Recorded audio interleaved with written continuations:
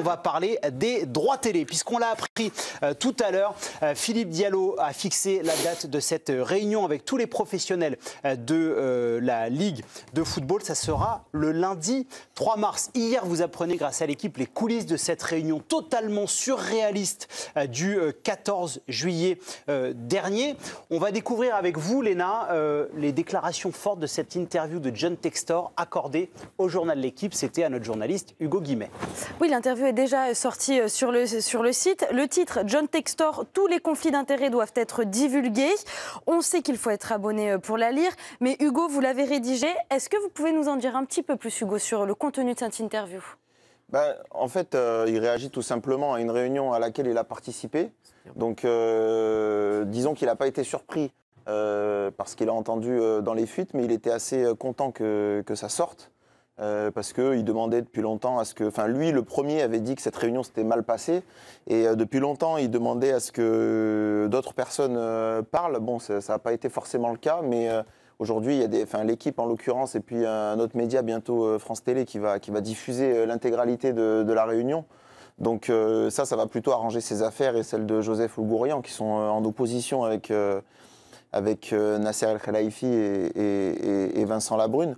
Mais disons que dans le contenu, il reproche en fait la soumission de la majorité des présidents et surtout du président de la Ligue à Vincent Labrune, à l'autorité de Nasser El Khelaifi, qui, en plus d'être le président du PSG et le président de beIN Sport, qui a participé à l'appel d'offres et qui était pourtant dans cette réunion qui concernait l'appel d'offres des droits télé. Il y a un autre président qui s'est exprimé, Léna, c'était chez nos confrères de RMC, c'est Jean-Pierre Caillot. Vous avez sélectionné 3 citations à retenir.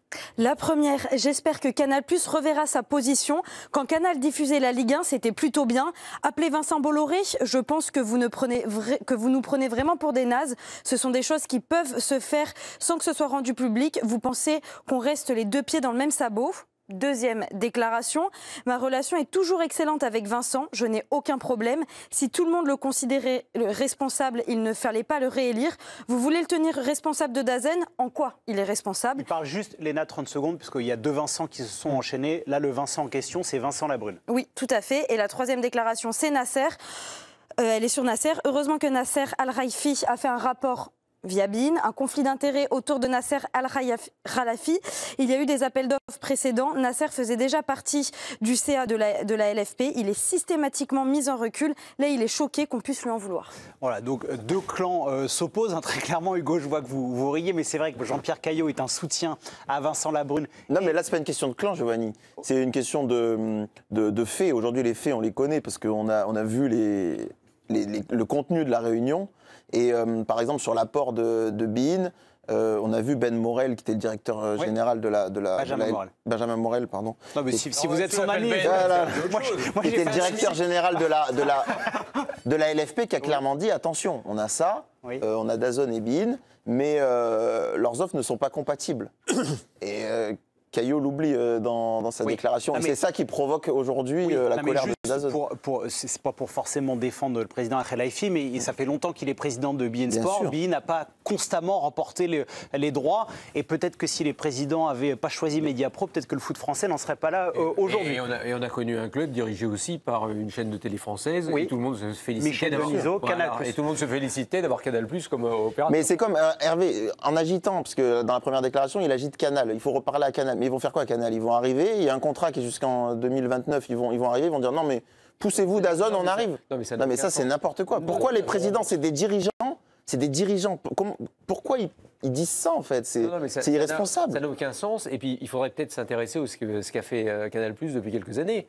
Ils ont mis des droits sur d'autres sports. Donc ils ont développé d'autres choses. Et d'un seul coup, ils ne vont pas dire tiens, on va mettre 300 millions pour rigoler. Sans parler forcément de Canal, on va resituer quand même sur toutes les informations qui tombent, puisqu'on l'a appris hier grâce au journal L'Équipe. C'est vrai que le contenu de cette réunion, Régis, a choqué. Oui, vous faites partie de cette émission. Non, mais je lisais. Il fallait la veiller, parce qu'à cette heure-là, il n'est jamais très bien. C'est normal. Il ne l'a pas encore lu, mais il est en train de lire. Là. Il va pouvoir réagir. J'ai lu 3 fois. Non, mais c'est vrai que c'était saisissant. Vous, à travers la prise de position de Jean-Pierre Caillot chez nos confrères de RMC et la prise de position de John Textor dans l'interview d'Hugo sur le journal L'Équipe, Qu'est-ce qui vous choque le plus dans toutes ces déclarations? Qu'est-ce qui vous interpelle le plus? Ce qui me choque, c'est la cacophonie, c'est le manque de fond, le manque d'argumentation, l'immaturité, la légèreté. Il s'agit quand même du football français. On a l'impression qu'il est confié, je sais pas, à des gens... Vous avez envie de dire amateur? Je trouve que, je trouve ça mesquin, je trouve ça petit. C'est quand même des gens c'est des entrepreneurs, ce sont quand même des gens qui ont du charisme, a priori, qui ont une forte personnalité, qui ont un vécu. Et en fait, on se dit, moi, avec, je pourrais y être, quoi. Je trouve qu'il y a un sentiment de légèreté et d'amateurisme qui m'a vraiment choqué. Ouais. Hervé, je trouve que Caillot, par exemple, ce que dit Caillot sur un moment, il y a une phrase qui n'a pas forcément été reprise beaucoup dans les médias, mais moi, c'est une des phrases qui m'a le plus choqué quand j'ai lu le truc. C'est ce que dit Caillot sur Aulas par rapport à Canal. Vous vous souvenez de ça? Oui. Mais c'est une mine, mais ça, c'est explosif. Parce qu'il y a quelques jours, Aulas a dit « je vais reprendre langue avec Canal+, je vais m'en charger ». Et là, Caillot, on apprend que Caillot a dit que Aulas était très content d'avoir tué Canal. Ouais, non, mais c'est vrai. Donc c'est de la folie, quoi. C'est le royaume de l'hypocrisie. On apprend des choses incroyables dans ce truc-là. Et évidemment, on peut toujours consulter ce document sur l'équipe.fr. L'info du jour, quand même, Hervé, c'est cette réunion donc, qui part du président de la 3F, Philippe Diallo, avec tout... J'ai envie de dire les têtes pensantes du foot français. Est-ce que selon vous, c'est encore une réunion qui servira à rien? Pardon de le dire dans ces termes-là, c'est peut-être un peu fort, mais vu ce qu'on a découvert... Non, mais on peut toujours tenter des choses, ça c'est sûr. Oui, mais enfin, qui tente rien à rien. S'il n'y a pas la Ligue, déjà, vous avez quand même un élément manquant, un chaînon manquant qui est important, parce que c'est quand même eux qui décident. Donc je veux bien que la FFF se mette au courant de tout ce qui est en train de se passer, mais enfin, il manque quand même un élément clé et essentiel qui est du côté de Vincent Labrune et de ses amis. Donc aujourd'hui, je ne vois pas tellement en quoi ça. Alors les gens vont. Il y aura Dazo, il y aura Dazo. Non, mais il y aura la Ligue, les clubs de Ligue 1. Il y aura la Ligue, oui, d'accord. Oui, il y aura la Ligue, bien sûr, il y aura la Ligue. Il y a DNCG, il y aura même CVC, il y a l'ensemble du cortège. De toute façon, de réunir tout le monde, c'est pas une mauvaise chose. Mais je ne pense pas que ce soit la FFF qui va diriger les débats. Qui peut diriger il faudrait d'ailleurs. Fred, elle vous plaît cette réunion quand même? Ouais, moi elle me plairait. Vous pensez qu'elle peut changer un peu des choses? Il y a quand même de nouveaux éléments qui sont sortis grâce à l'équipe hier, plus France 2 qui a diffusé quelques vidéos. Moi je pense que vraiment, il y a quelques éléments qui pourraient faire qu'aujourd'hui, il y a des décisions qui pourraient être radicales pour certaines personnes. Oui, mais quoi comme décision?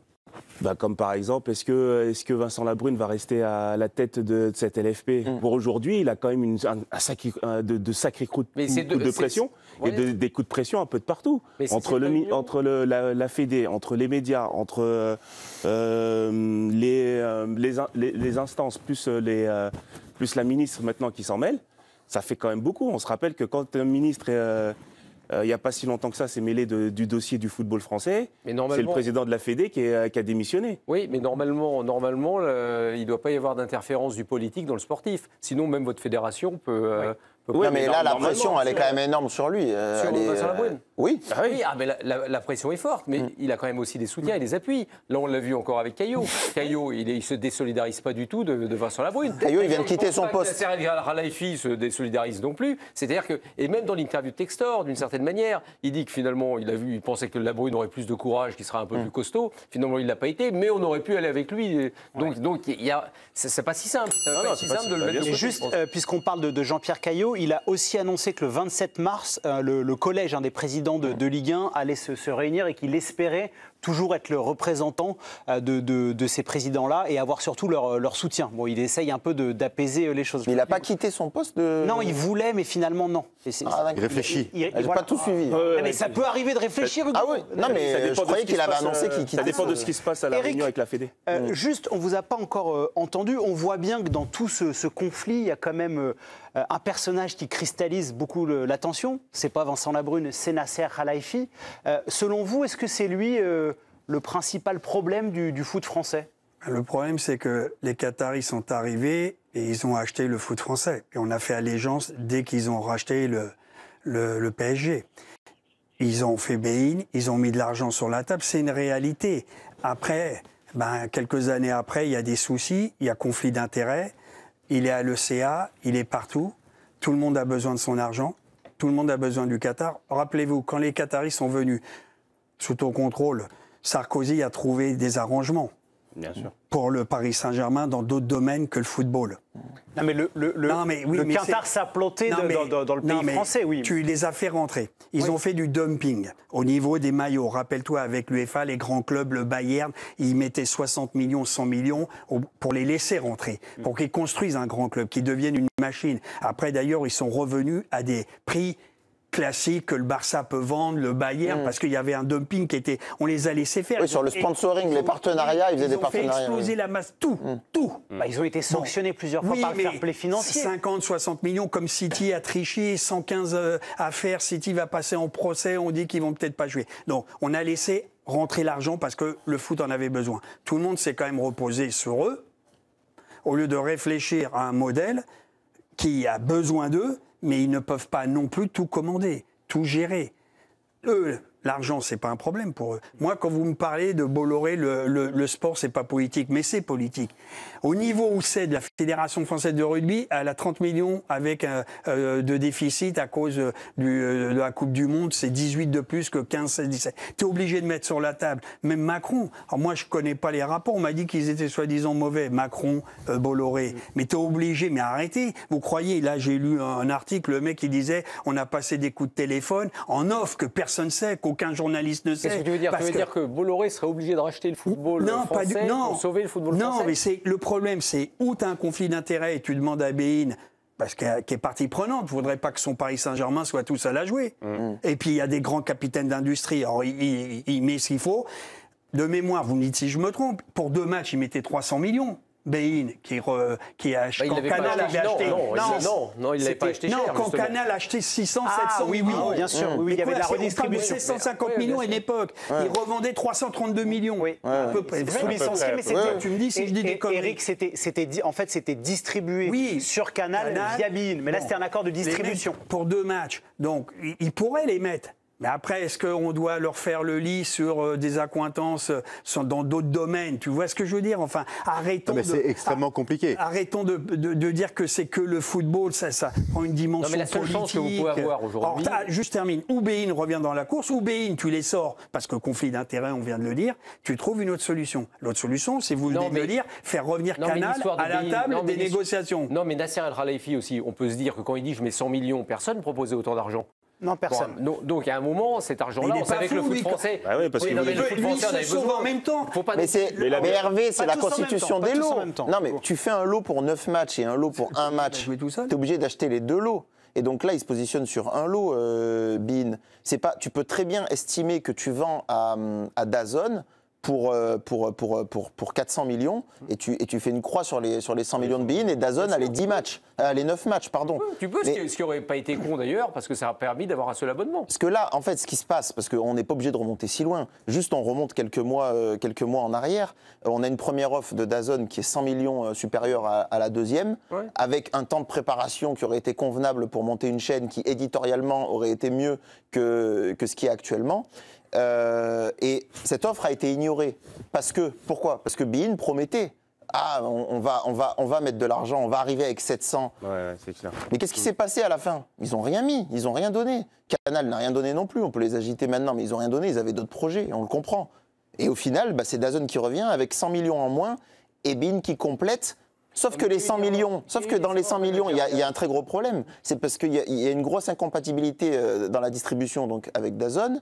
Et donc c'est ça qui crée des problèmes aujourd'hui. Et il y a aussi 20 millions sur ces 100 millions qui sont liés à du sponsoring qui est complètement incompatible avec plusieurs clubs de Ligue 1. Et ces 20 millions-là, ils se sont évaporés. Sauf que Hugo, dans la démonstration que vous faites, la première offre repoussée de DAZN, elle a été repoussée par Vincent Labrune en accord avec les présidents de club. Là, c'est pas de la faute du président du Paris Saint-Germain. Il n'a pas prêché parce qu'on lui prête un conflit d'intérêts. Non, c'est pas la faute du président du PSG, c'est la faute aussi du président de Bein, donc la même personne, qui a promis qu'il allait investir de l'argent dans le championnat. La fameuse réunion à l'Élysée aussi. Oui, mais on dit qu'il a promis. Il faut déjà être sûr qu'il a bien dit qu'il allait donner autant de millions, parce qu'il y a les bruits qui circulent. À un moment, on nous expliquait que ce sera 1 milliard même qu'il y aurait pour la Ligue 1. En étant sûr, on est à peu près sûr que ce sera 1 milliard. Finalement, on en est bien loin. Donc il n'est pas sûr non plus que Nasser Al-Khelaifi, il est promis 700 non, millions. mais si tu trouves pas une Pour conclure, Eric. Si tu ne trouves pas une solution rapide, tu as peut-être 4-5 clubs en dépôt de bilan fin juin. Mais il y en a qui avaient besoin de la seule chance que vous avez, c'est que vous pouvez peut-être repartir avec l'histoire d'Azone. On ne sait pas ce qui va se passer s'il lâche la bride. Vous pouvez peut-être repartir, je ne dis pas de zéro, mais de quelque chose de nouveau. Donc il faut recréer, réinventer un modèle. LFP TV. On verra. Un feuilleton, évidemment, qu'on suivra sur la chaîne L'Équipe.